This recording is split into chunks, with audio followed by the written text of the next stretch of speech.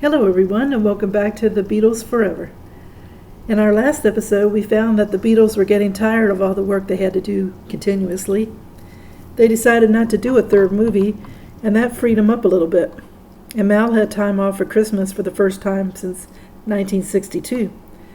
We saw the pull and tug that Mal experienced when he was with the Beatles. He thought of Lily and his family, and when he was with his family, he wanted to get back to the Beatles. Once the Beatles decided not to tour, Alf the chauffeur saw the writing on the wall for him, and I suppose Mal had to wonder too what was going to become of his job. So let's see what's happening today. By mid-month, the Beatles put the final touches on their latest project that was to be called Revolver. To promote the release of the single Paperback writer, Brian hired American director Lindsay Hogg, who had headed up several episodes of Ready, Steady, Go.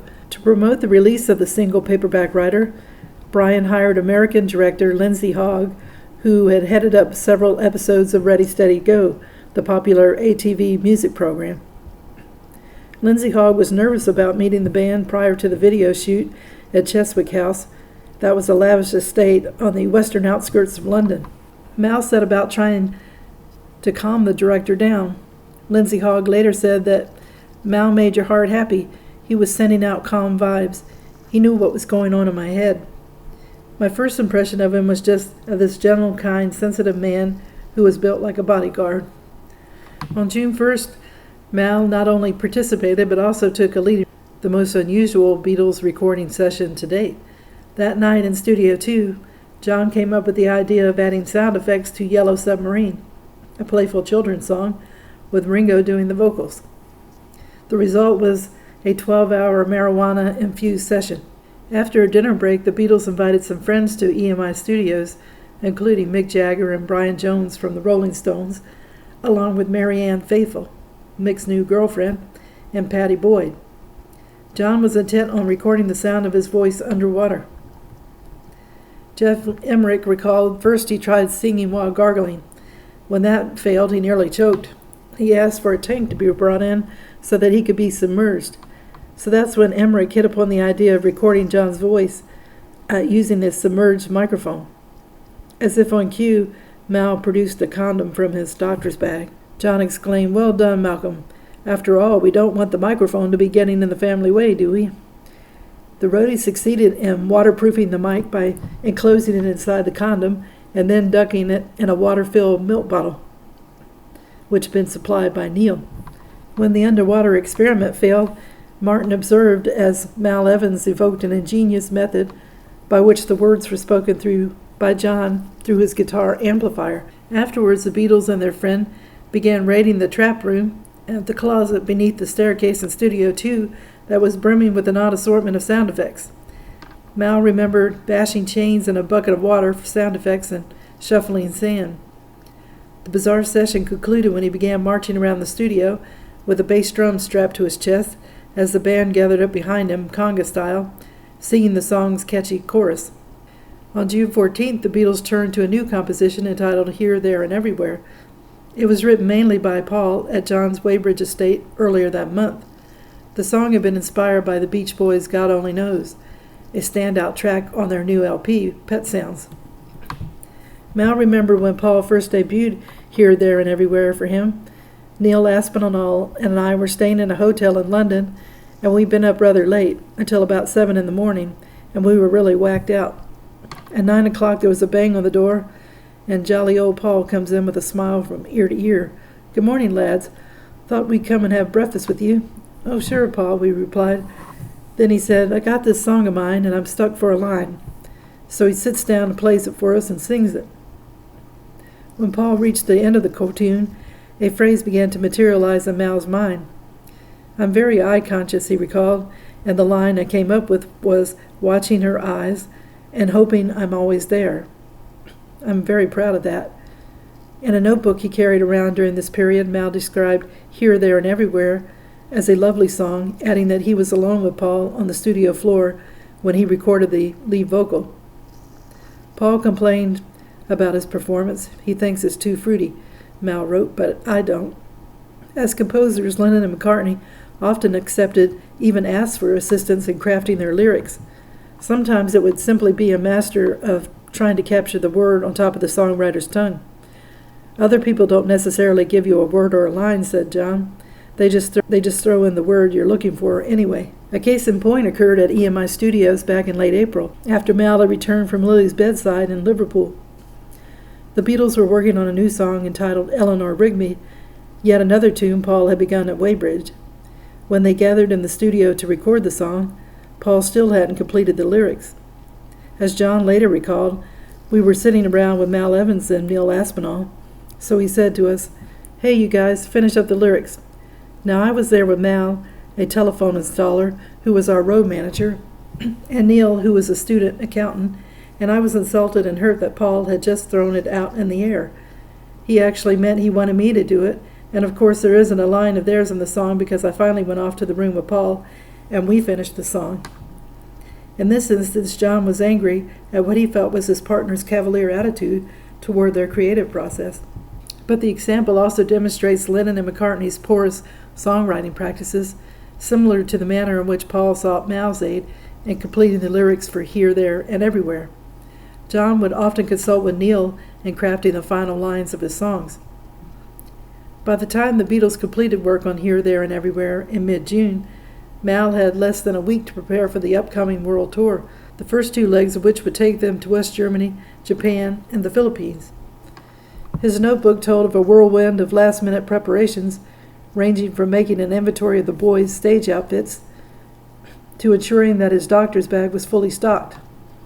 He even stated the amount of toothpaste and toothbrushes they would need for the trip.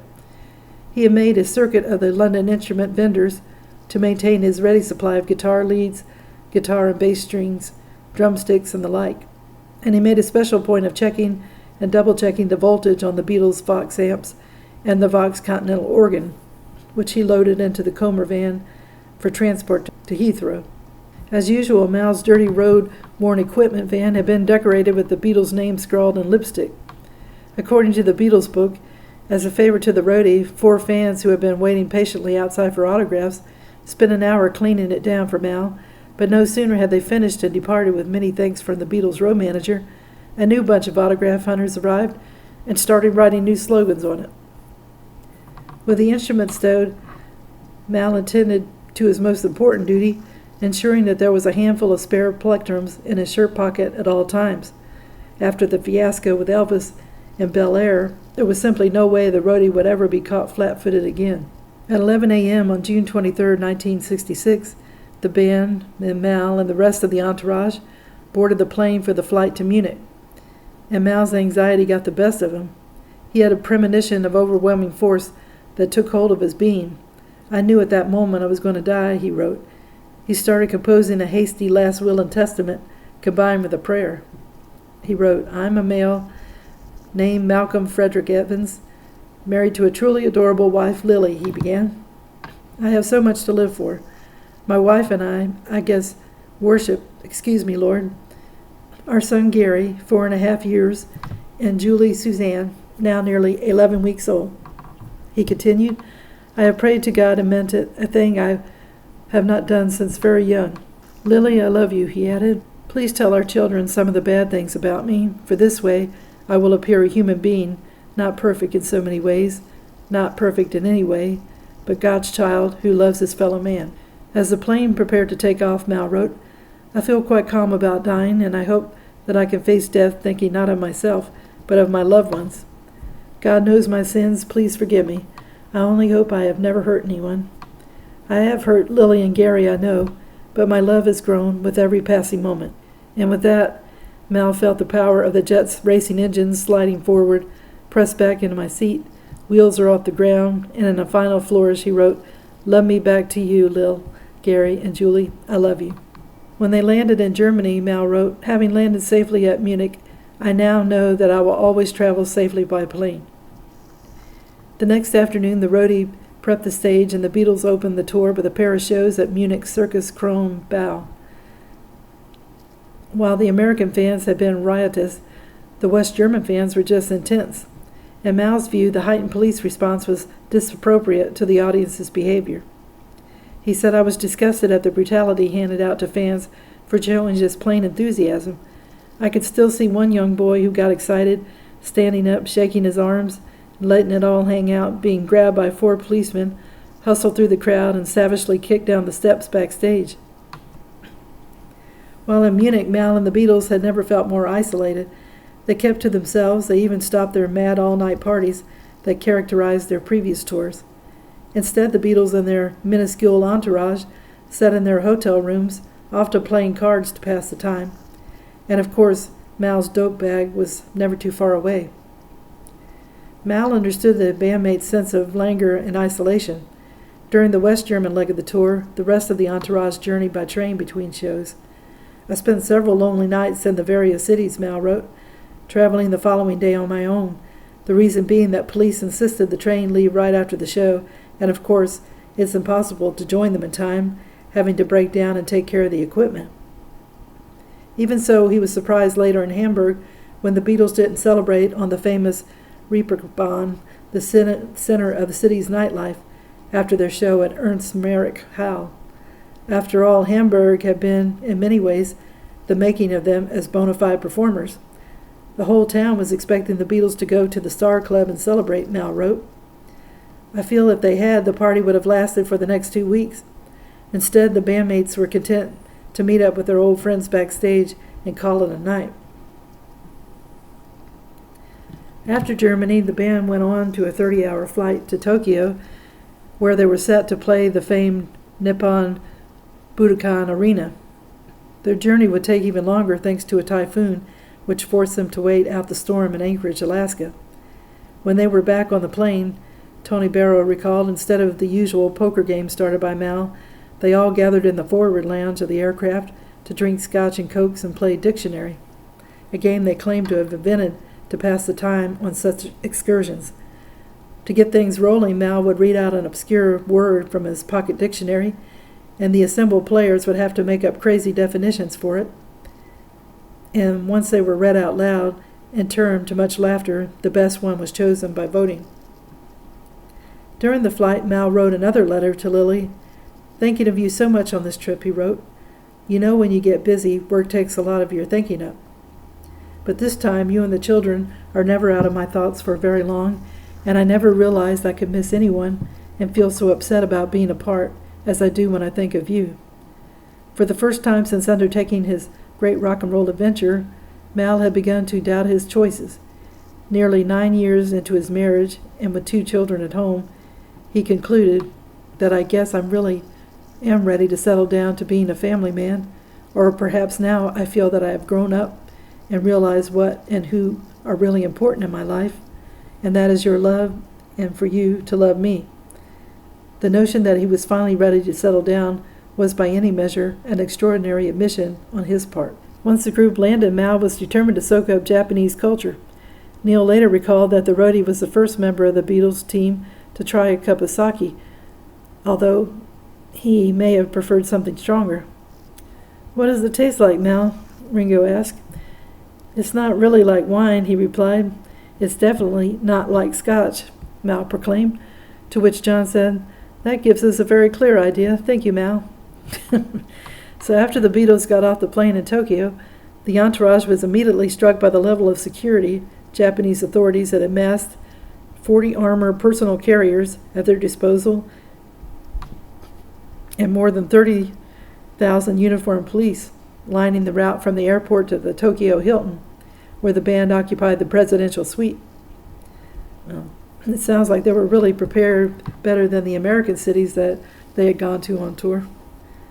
So there was a controversy about the Beatles' upcoming performance at the Nippon Budokan, which had been constructed to host martial arts competitions for the 1964 Olympics. The Beatles were set to be the first rock band to play the arena, which was considered a national shrine. There were numerous death threats reported in advance of the group's appearance there, and the Japanese government was determined to avoid any national embarrassment related to the Beatles' visit. For this reason, the entourage was prohibited from making any excursions, given the overriding fear of an international incident involving their safety. With a prohibition on sightseeing, the Japanese promoter regaled the group with a private party in his suite, We were all delighted to enjoy the company of a half a dozen very striking geisha girls, Mal recalled. Each one of them was like a beautiful painting or flawless piece of porcelain. Mal managed to slip out of the hotel, and it wasn't long before Paul decided to join him on his excursion. But when they attempted to leave the Hilton, the two were almost immediately intercepted by police, who insisted they conduct their outing in the company of plainclothes detectives.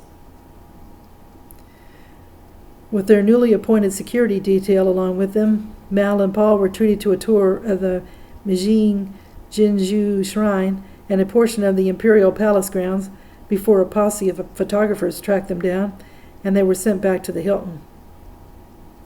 At the concerts, the fans were subdued. There was 3,000 police on hand to supervise 10,000 fans. Mal and the Beatles watched as the officers filled up the front rows, both on the floors of the arena and in the upper balconies, only then followed by the Budokan audience, who quietly took their seats behind the lines of security. Neil said that there was a heavy police presence. The audiences were unusually quiet. For the first time in a long time, the audience could hear the music. There was no loud screaming, which came as a surprise. The band suddenly realized they were out of tune, and they had to get their act together. For the Beatles, the whole experience was a bit of a shock. And Mal got a shock of his own for the first time in recent memory. His stage setup partially failed. At one juncture, Ringo's cymbal stand began to loosen, slowly cascading toward the base of his drum riser. Mal was sick to his stomach over the lapse, no matter how minor. And in foreshadowing, the book then mentions that there was nothing in Tokyo that could have prepared them for Manila. So I'm going to end the video here. I liked how we got to see the creative processes that they went through with the Yellow Submarine, and how Paul and John asked their entourage to help them with words when they needed to finish songs, and then how John sounded a bit jealous when he wasn't part of Paul's song and the creative process at one point. Then we have the Beatles going on their tours to Germany and Japan, and there was a difference in these trips. The Beatles decided not to party like they had before, and they instead would play games to pass the time. There was trouble in Japan, but in the next episode we'll see the Beatles face trouble that they had never encountered before. Well, I hope you enjoyed the video, and if you haven't subscribed, if you could do so, it would help the channel to grow, as well as giving it a thumbs up. It's all a great help. And if you haven't clicked on the notification bell, if you could do that, it lets you know when a video is posted.